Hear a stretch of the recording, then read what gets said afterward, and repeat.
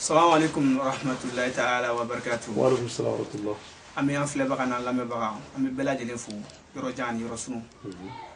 Bi dimanche ka bɛn le 27 octobre 2019 Cameroun dɔ la bi wulada in na an ka segin kunbelebeleba min b'a la an bolo an balimakɛ a Sheikh Badara Aliyu Sangare. Ale bɔra Mali la k'i kunda anw kan Cameroun yan balimaya silamɛya badenya ni o taama ye an bɛ Ala fo ni o ye ka Ala barikada ka ɲini Ala fɛ taa ni ka segin ɲuman Ala k'o nɔgɔya n'a ye. O kɔfɛ anw nisɔndiyalen don bi k'an balimakɛ kunbɛn an nisɔndiyalen don nisɔndiya cogo min na n'an k'an b'a fɔ hakɛ t'a la o la dɔrɔn an b'a bisimila ko a bɔra a ka so a sera a ka so. O kɔfɛ ka ɲini Ala fɛ sijan ni kɛnɛya bɛ Ala bolo Ala k'o dan n'a ma an bɛ dugawu ɲini a fɛ ka dugawu k'a ye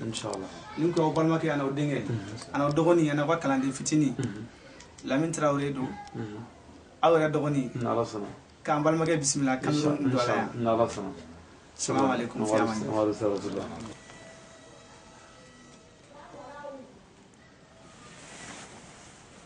أيوة أعوذ بالله من الشيطان الرجيم بسم الله الرحمن الرحيم والصلاة والسلام على خلق الله سيدنا محمد وعلى آله وأصحابه وسلم تسليما كثيرا إلى يوم الدين آمين. D'abord, on cherche la protection auprès de Dieu contre le Satan, de celui qui souffle l'homme à la poitrine. Après, nous commençons par le nom de Dieu, le Tout-Puissant et le Sage. Le Dieu unique, éternel, Tout-Puissant, qui ne mange pas, qui ne dort pas, qui n'oublie pas, qui ne perce pas. L'envoyeur des messagers, Dieu des prophètes, pour que nous puissions marcher sur le chemin d'Allah. Le chef suprême. Après, que le salut et la paix soient sur notre sauveur prophète Mohammed, le premier et le dernier des prophètes. Le prophète qui a débuté et qui termine la prophétie. Les fils d'Abdullah et d'Aminata, depuis Médine et de Makkah, appelé Mohammed, paix et salut sur lui, sallallahu alayhi wa sallam. Après, nos remerciements et nos salutations vont à l'endroit envers nos maîtres et nos supérieurs, précisément du nom de Seydi Sharif Ousmane Madani Aïdara, le guide spirituel des croyants, le guide spirituel du monde entier, l'homme qui a aidé la vérité par la vérité, l'homme qui a débloqué ce qui était clos. Après, mes chers musulmans, chers frères et sœurs musulmans, vous avez devant vous votre frère, votre ami, votre fils, votre élève du nom de Cheikh Ali Badara Sangare, venant du Mali, Bamako, Yirimadio, Kadobougou. Actuellement, je suis venu vous visiter en Cameroun, précisément Douala. Nouvelle aviation. Aslameo, ambi follow ka awfu. Ambi aw barkada. Ambi aw walani mandon. Ambi dugo ke awye ka barkada nyeshin aw balajelema. Ni islamia fulikan ani badian fulikan. O ko fe ambi tagani ni ala fama en ve ka bo shaytané toroma. O min kera farala ken vani ala fe ka bo ka nema bela. O ko fe anyan zinzina ala to barkamaye. Sew bi laba ala min bolo mi ya damne na ba laba atinyina atisna ko ati jingo wati presi o ko fa an solla kira belebele ba ngano Muhammadu e Mustafa sallallahu alaihi wasallam magangani madneka an solla aleka kira mi kira folo ne kira labana Muhammadu do sabu ala ko Qur'ana aujourd'hui j'ai parachevé pour vous votre religion musulmane et j'agrée l'islam comme une religion pour vous. Si quelqu'un est contraint par la faim, sans inclination vers le péché, alors Allah est pardonneur et miséricordieux. Kira kira fora ni kira labai. Allah ko Qur'an na ne Allah inga dine dafa ka di kira Muhammadu ma ka blakana sallallahu alaihi wasallam. O koro dine warate Muhammadu ko fe. Mbade ko fe bo ma segini barkadan walin mando bi nyi shanga sayidima. Anyamo ma krangani ngana anga zamzamiyo noye el mufadilatu el murshidu dalil kitabi wa sunna yastadu ziwaza ناصر الحكيم لحكي والهادي إلى صراطك المستقيم دي نود السيد الشريف عثمان مداني أيدرا بوي ما سجن ولي مالو بي نيشي nga shekuma ana ɲɛ jɔyɔrɔ diɲɛ karamɔgɔ n'o ye Seydou Sharif Ousmane Madani Aidara ye n badenw n'an bɔra yen sa an ɲɛ b'a la ɲɛkɔrɔ a balimakɛ n'a denkɛ n'a ka kalanden a n'a ka garibukɛ n'o ye Ali Badara Sangare ka bɔ Mali la Bamako Yirimajɔ Kadɔbugu la inchallah ka na aw fɛ yan Afiriki fan dɔ fɛ n'o ye farafinya nfa dɔ ye dugu la min ye Cameroun jamana ye dugu la min ye Douala ye alhamdulillah an bɛ Nouvelle inchallah an nana bɔ an balimakɛ la a n'an jɛɲɔgɔnkɛ la a n'an kanu ɲɔgɔn na ayiwa ani an denkɛ la n'a bɛ faamu n'o ye Abdou Sangare an bɛɛ lajɛlen bɛ min wele Cameroun yan ko Sangare il est tailleur do n'o ye bololabaarakɛ ye fini kalala do Cameroun ni Douala yan o tuma an nana jamana in kɔnɔ a tun bɛ Guinée Équatoriale an tun tununa ɲɔgɔn na dɔɔnin mais n tun t'a dɔn k'a fɔ k'a bɛ jamana in kɔnɔ yan tugun n nana sɔrɔ yan a diyara n ye kosɛbɛ donc n nana ɲɛ da a kan ka na foli k'a la n tɛ se ka wuli fiyewu fo n ka da ko n ye dama dama fɔ yan Abdou Sangare de ye ne balima ye ne balima do yan ne balima do ye k'a fɔ ne ye Sangare ale ye Sangare o ko tɛ n kan tɛ jamu Sangare ma an bɛɛ wolola dugu kelen na n kan t'o dama ma n'o tɛ an bɛɛ wolola dugu kelen Sirakɔrɔ Jɛda la commune de Ngolobugu cercle de Dioula arrondissement de Bango région de Kulukoro dans le Mali mais o ko tɛ anw yɛrɛw ka gwa la an ka gwa la an ka gwaba la fɛn min bɛ anw ni ɲɔgɔn cɛ anw de b'o dɔn an ka gwaba an mɔkɛw de ye to dun ɲɔgɔn ka minɛn kelen kɔnɔ an mɔkɛw mais ni duw bonyana duw bɛ tila du classement o de la olu faw kɛra anw kɔrɔw ye o tuma anw ka dugu classement na anw denw no o fa ye anw ye mais n'an bɔra tunga fɛ dɔrɔn an b'a fɔ nɔgɔ ni kɔrɔ pour que tungarakaw ka se ka faamu sɔrɔ a kan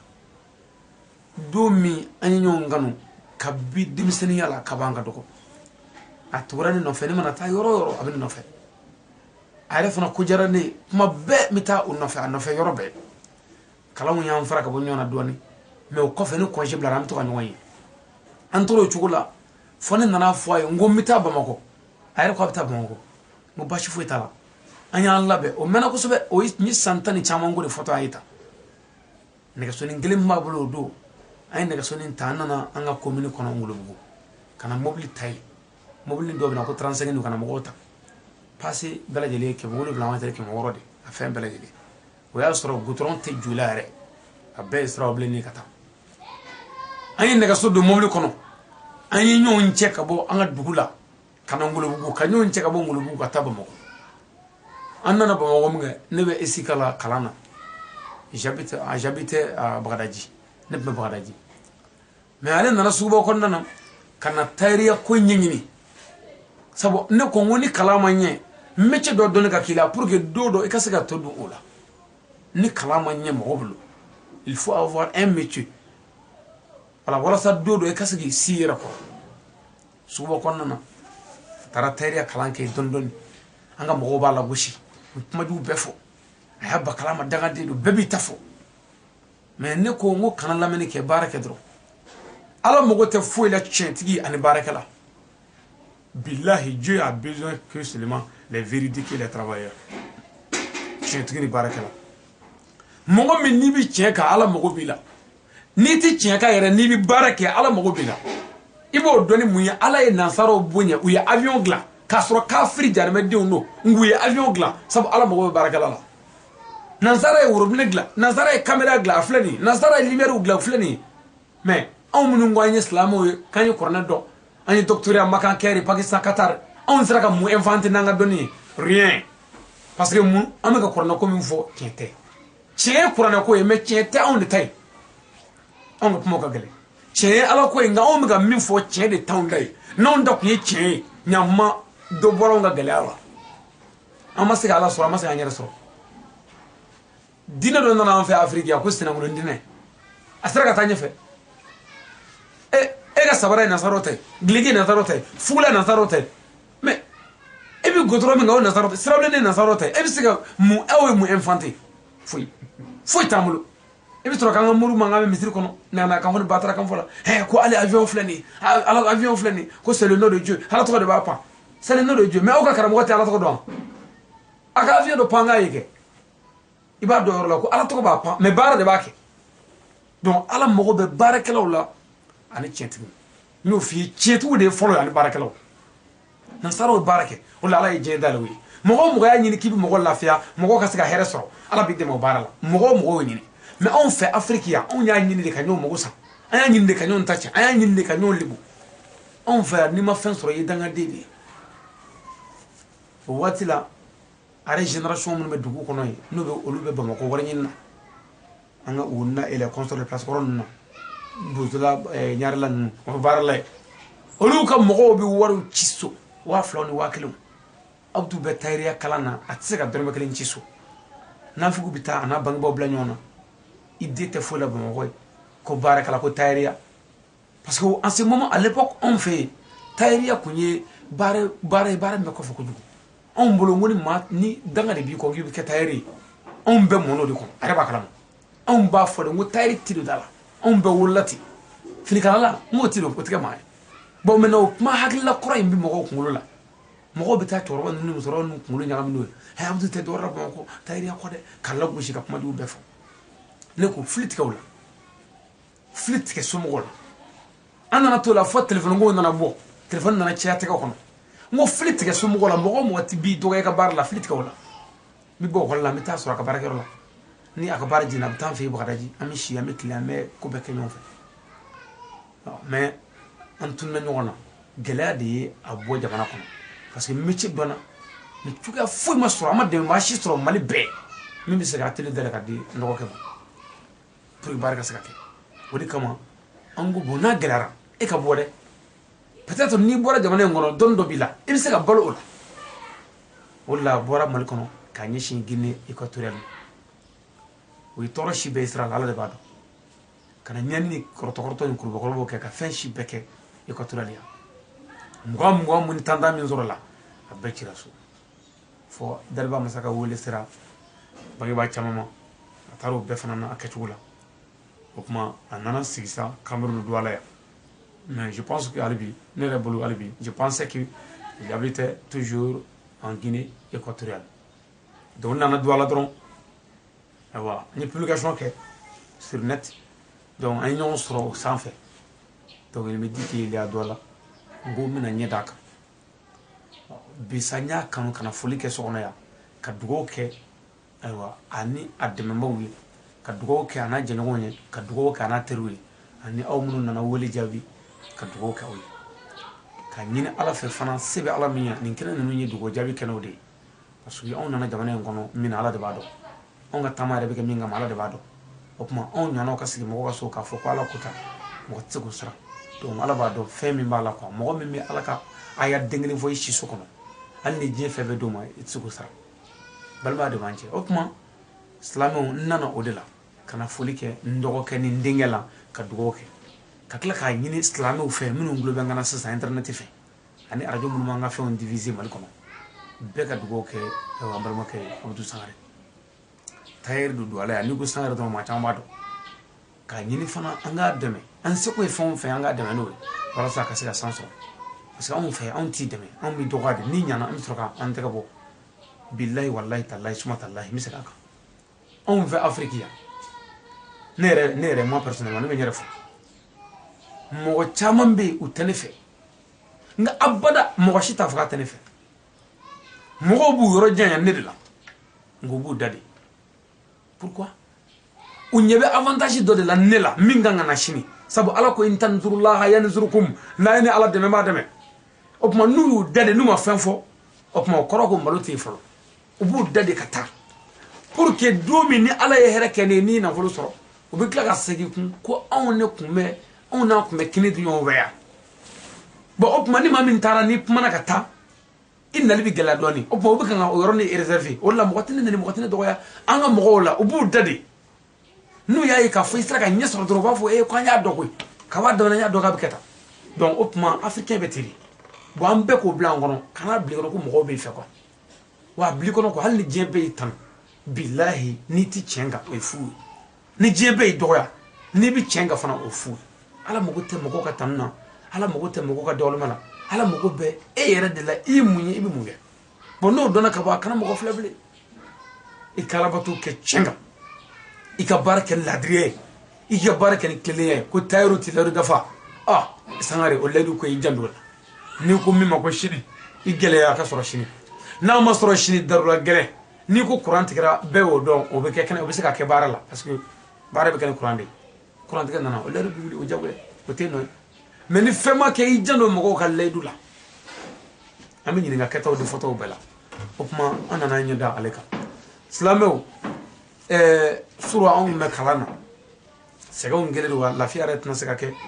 jere ko na mumuni yere la anga nyomu ne dranga ya fanyomo mali yemunum biya mali demunum biya anya ne balma ke trawre kuma do fo mai faro kulungela mais sama beaucoup touché ako badra ali ni boraya cameroun ya ni sera malla ni sella yoro dugo ke ko ala ka sedi mali torange mo ka segi malla la ilaha illallah c'est-à-dire torange kan vo moy o koro ko tuwa ere galale do abula ni talabli mais sous sorti kagle parce que sumo bulu abi wakayade fenu ndaw bulu ala jale o ko fe fana anna me nyinni de la anga nyinni ke anga blangono chokorobo be soye sabaratu sela musoro be soye glegi tu kana moni be seri be suguru tikala jango nono mi o boisson ni ma fo boisson mi ara mo mi o boisson dagale we ka wore soro wa mo won wa biso obidi sunguru boma bamso ne ftoro ba beso man makula anga dina ko bola peusa re manger bo ni mo de kessa ni ala na bi kokoro ki malo sita ki yere la ibi soro ka wulisa ko doy dabali bi la ko me joni dabali re de yere dabali sabu danga re ka du dabali be aya jando abangi bawla bangi bawla nu sarati soro mo yi ka sababu ki na jena itsi sara ni amene ben tsiko ko ni sangare ibi tsiko ki trawre ni ma fo ko ale ginoy ni ma fo ko ale jabtili ni ma fo ko ale ni mo chiti jamwe fofu ni ba ma furu jamtila furu ni mo ko ka halalai an bangi baw sona ka furu ke kan wolo halala yala wala am ga on ko ta ka to ka kuma je fabe mais anyere ka fedo fra réservé an de ngama anyere ka tashi blanye cho bangi ba numa anyere ka nyuma do bangi ba numa mo ko tsaka bangi ba sara karamo mo na buya chugo na fura ko nyum ko de do do gale anga farfi jona be halate o barka bane pi o ma minu nyange halala we du amanga kulungul la o ma ay to nganjandu ambange bawla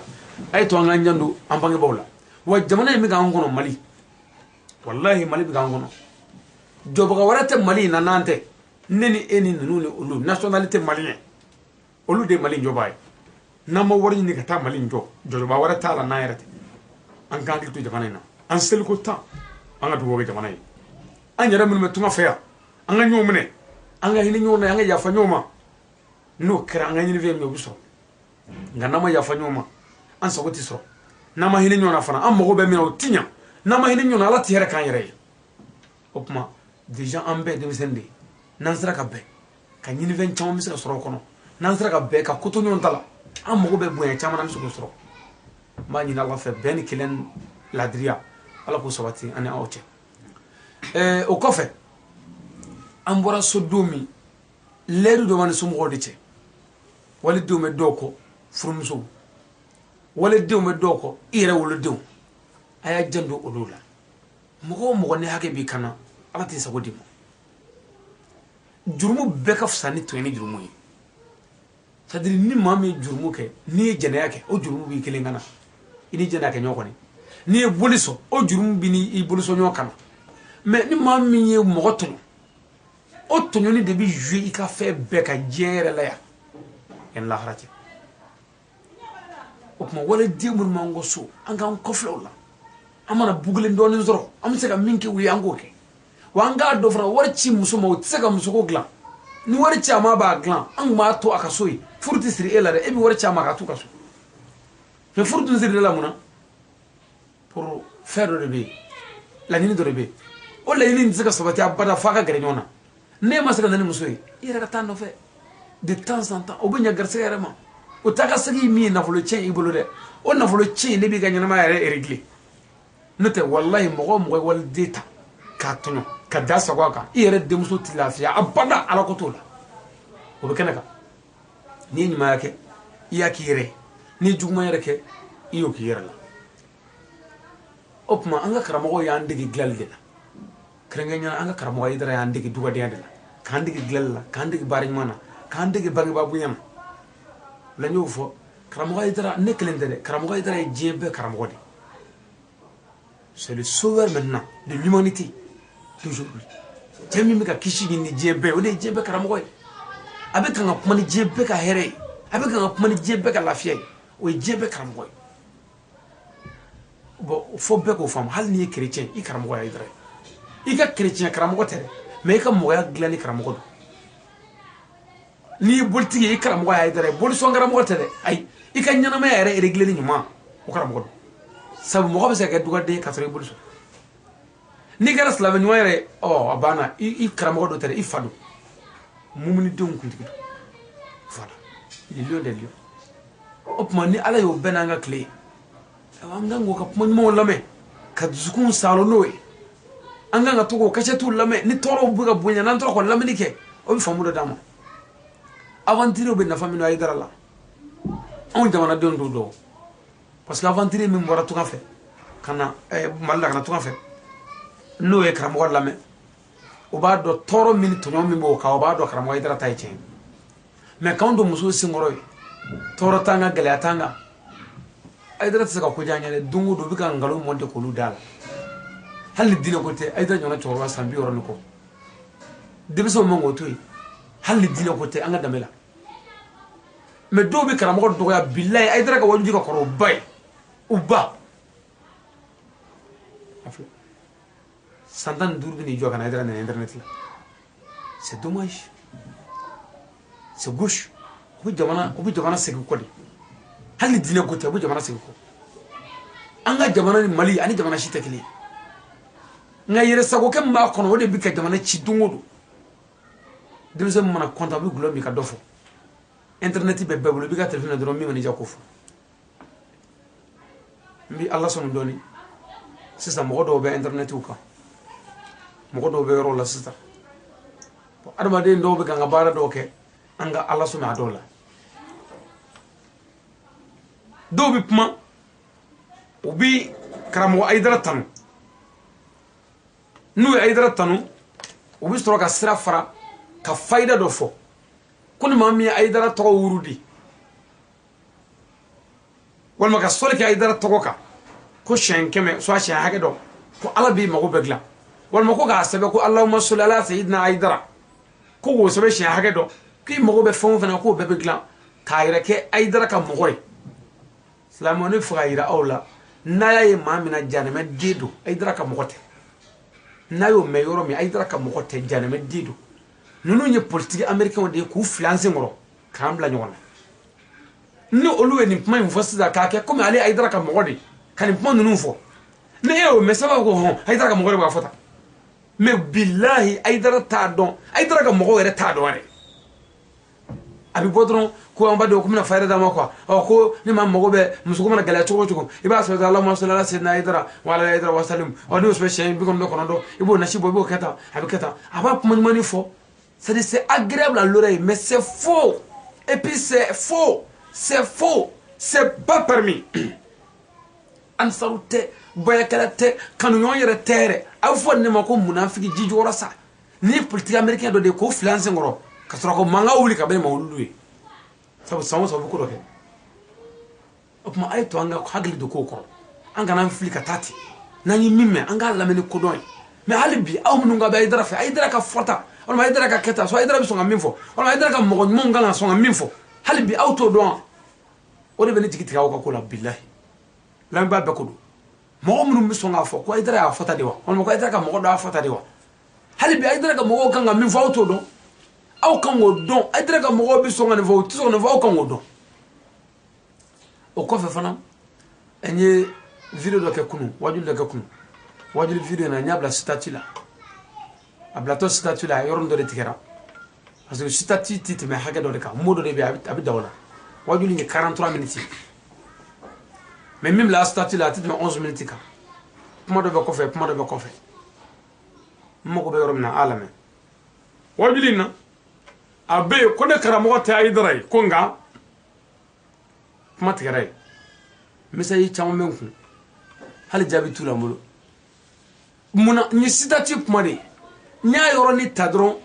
n bɛ to ka yɔrɔnin ninnu ta k'u bila sitati kan wa wasabu la pour que mɔgɔw ka nege a nɔfɛ i k'a tɔ ɲini k'a lamɛn YouTube sanfɛ u m'a lamɛn yɛrɛ fiyewu fiyewu ne de ko wa bi tɛ dɛ tuma min n'u ye jɛnɛya nkalon da Hayidara la ka wari ko nkalon da Hayidara la mawulu tɛmɛnen salon ne ye intervention min k'o la n ye gileki min no version rouge gileki n'a fura n'a forokiya n y'o min no n ye nin kuma kelen in fɔ o la k'o ban pewu kuma kura tɛ n bolo dɛ a bɛ n ka cassette caman na n ka livre min bɛ ko ma vie de talibi a b'o la n ko n ye karamɔgɔ Hayidara ka cassette dɔ de sɔrɔ cassette min dilanna 1998 o cassette ne de dar'o kuma k'a la ka sɔn o kuma k'a la ka tugu o kuma k'a la k'a sɔrɔ n t'a dɔn ko mɔgɔ dɔ tɔgɔ ye ko Sherif Usumani Madani Hayidara o waati a bɛ o cassette de la ko olu ye segukaw de ye ne bolo n ko seguka yɛrɛ de don mais a bɛ yen ko Hayidara dɛ mais ne t'a dɔn ko Usumani Madani Hayidara yɛrɛ bɛ yen n ka dɔgɔ n ye denmisɛnnin de o tuma an ka dugu n'an ka kabilaw yɔrɔ ka jan Bamakɔ la so an yɔrɔ ka jan Segu la an ma kibaru ninnu sɔrɔ joona mais ne ye cassette sɔrɔ n y'a lamɛn k'a lamɛn cassette ye étonné n dara cassette la n sɔnna cassette kumaw bɛnna ma o tuma n tugura cassette in na cassette in ne kɛra ne karamɔgɔ ye ka don silamɛya la cassette in ne kɛra ne karamɔgɔ ne ta tɔgɔ Hayidara taara an ka dugu la ka taa ne wele ka don baya la ko an ye kuma de mɛn n y'a mɛn ni jumɛn ye n y'a mɛn ni min o de ye n karamɔgɔ ye o tuma n y'o cassette de lamɛn ka don diinɛ na o cassette de nege kama n donna wajuli la o cassette nege kama ka sɔrɔ ka na Hayidara yɛrɛ ye ɲɛna Bamakɔ o tuma ne karamɔgɔ ye jɔnni ye Hayidara dɔ kɛ mais Hayidara yɔrɔ jumɛn ye Hayidara ka cassette kelen ye ne kala k'a ban donc o tuma ne kun ye cassette fila kala ne kun tɛ sigi yan dɛ ne kun bɛ taa yɔrɔ wɛrɛ walahi o tuma an k'a dɔn dɔrɔn an ka kuma ni kodɔn ye an ka kuma ni faamu ye et puis an ka lamɛnni kɛ ni kodɔn ye an kana lamɛnni k'an kun fɛ ka taa ten wallahi wajuli yɛrɛ yɛrɛ an bɛ kan ne bɛ wajuli kɛ de ala yɛrɛ de ɲɛda kama ne tɛ bilahi ne t'i cɛ dɔn diɲɛ kɔnɔ ne bɛ wajuli kɛ min kama parce que ne yɛrɛ bolo ko mɔgɔ tɛ ne lamɛn quoi mɔgɔ bɛ cassette de jouer ne tɛ bilahi ne tɛ mɔgɔ min bɛ lamɛnni kɛ a ka dɔgɔ n y'a jouer ani n y'a lamɛn o kelen wa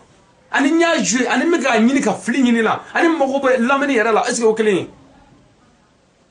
o de la a ye lamɛnni kɛ ni tulo ye a k'a dɔn a bɛ fɛ ka mun fɔ a ye mun fɔ laɲini ye mun ye n'o ma dɔn kuma na kuma tɛ se ka ɲɛnabɔ mais ni a kɛra k'a fɔ n'a kɛra donsoya ye a bɛ gɛlɛya dɛ parce que donso de sɛgɛnnen don koyi donso jumɛn mɔgɔ minnu bɛ ka an ka kumaw suit k'i bɛ fili ɲini a la olu mɔgɔ sɛgɛnlenw ye ni y'olu donna o ye ka kuma ninnu tigɛ ka tugu ɲɔgɔn na k'u ka baaraw kɛ n bɛ fɛ k'a fɔ bɛɛ ɲɛna bi kɔfɛ n'an ye mɔgɔ min ye a bɛ kan k'a yɛrɛ kɛ Hayidara ka mɔgɔ dɔ ye ka fɛn dɔw fɔ Hayidara la ko an ka Hayidara tɔgɔw sɛbɛn an ka Hayidara nasiw bɔ an ka sɔli kɛ Hayidara kan Hayidara ka mɔgɔ tɛ Hayidara t'a kalama wa maa ɲɛnama yɛrɛ tɛ yɛrɛ nafigi de wa nafigi min don politique américain don pour que k'o fili an senkɔrɔ ka tila ka bɔ kun kana fɔ kun ko Hayidara yɛrɛ ka mɔgɔw ko ka sɔli Hayidara kan k'u m'a fɔ ko u filɛ k'a fɔ ye ko Hayidara ye a filɛ donc u bɛ kan k'an gɛn ka kɛ fɛn dɔ de kan a ye to an ka kɛ kodɔnba ye a kana fɛnw partager a kana fɛnw aimer a kana fɛnw commander wa mɔgɔ min b'a fɔ a si bɛɛ tɛ se k'a yɛrɛ yɔrɔ fɔ abada k'a fɔ ko ale tɔgɔ ye karisa n bɛ dugu in na min comité la min section la a si bɛɛ tɛ se k'o fɔ sabu a t'o la o tuma a ye ko dɔ hakili kɔrɔ n'o kɛra an mago bɛ min na o bɛ ɲɛ sɔrɔ foyi tɛ n fɛ ka foli kɛ bɛɛ lajɛlen la ka dugawu kɛ bɛɛ ye nin ye kɛnɛ sanumanba de ye nin ye kɛnɛ sanumanba de ye k'a ɲini ala fɛ sijan ni kɛnɛya labanko ɲuman lafiya ala k'o di ani aw bɛɛ lajɛlen ma ala ka tunga diya aw bɛɛ lajɛlen la laɲini yɛrɛ ye min ye ala k'o nɔgɔya an bɛɛ lajɛlen ye kira na zuriyo bɛɛ kama sallallahu alaihi wasallam o kuma bɛɛ bɛ ŋaniya siri bɛɛ b'i ka haminakow don an bɛ sɔrɔ ka dugawu kala inshallah walasa ala ka hɛrɛ k'an bɛɛ ye ani ka hɛrɛ k'an ka jamana ye ani ka hɛrɛ k'an ka duguw ye ani ka hɛrɛ k'an ka yan sigi la ka tila k'a ɲini ala fɛ fana Cameroun yɛrɛ ala k'a basigi duwala ala k'a kɔlɔsuma ala ka jamana kɔlɔsuma kira warama kama sallallahu alaihi wasallam bɛɛ ka ŋaniya siri